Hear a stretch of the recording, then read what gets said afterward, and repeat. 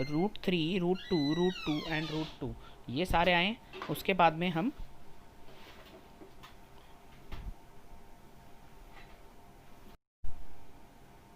आए हैं। अब हम ये देखेंगे कि कैसे हम इसको सॉल्व कर सकते हैं। √3 इंटू √8 इज़ 24। तो हमारे पास √3, √2, √2 एंड √2 आए। तो जब भी दो का पेयर बनता है तो वो निकल जाता है, आउट हो जाता है वो उस नंबर से। तो हमारे पास 2 का जो रूट है वो बन के आ रहा है, यहाँ देखेंगे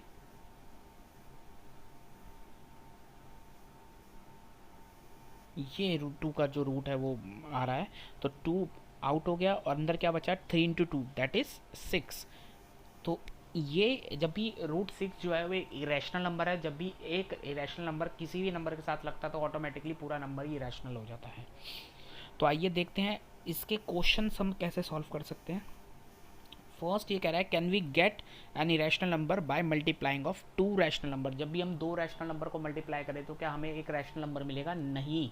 जब भी हम 2 रैशनल नंबर को मल्टीप्लाई करते हैं तो हमें रैशनल नंबर ही मिलता है। तो इसका आंसर आएगा नो। लेट सपोज मैं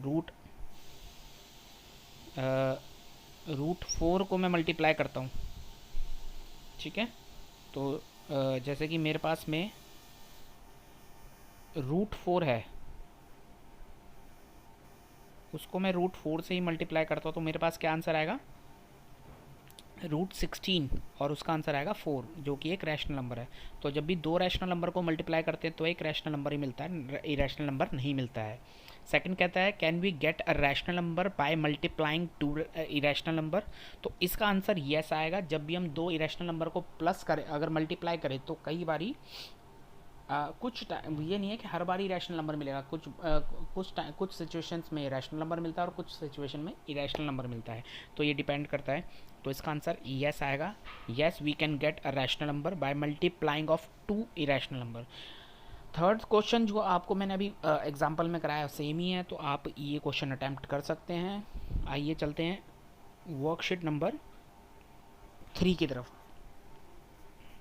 वर्कशीट नंबर 3 क्या कहती है, आइए देखते हैं। वर्कशीट नंबर 3 में आपको 17 जुलाई की वर्कशीट है। इसके अंदर आपको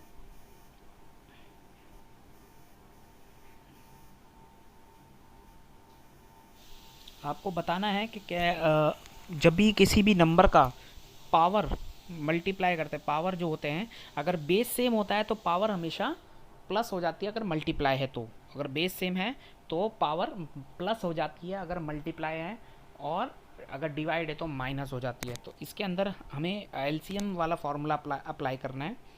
तो इसके अंदर हम ये देख सकते हैं, देखिए फर्स्ट जो एग्जांपल है हम डायरेक्ट इस पे फोकस करेंगे। 3 पावर 1/3 इंटू 3 पावर 2/3। तो 3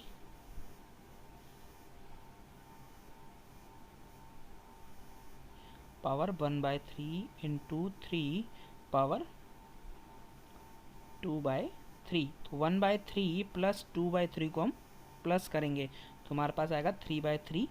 तो उसका आंसर आ गया 1। और बेस हमेशा सेम रहता है तो 3 की पावर 1 आ जाएगा, ठीक है।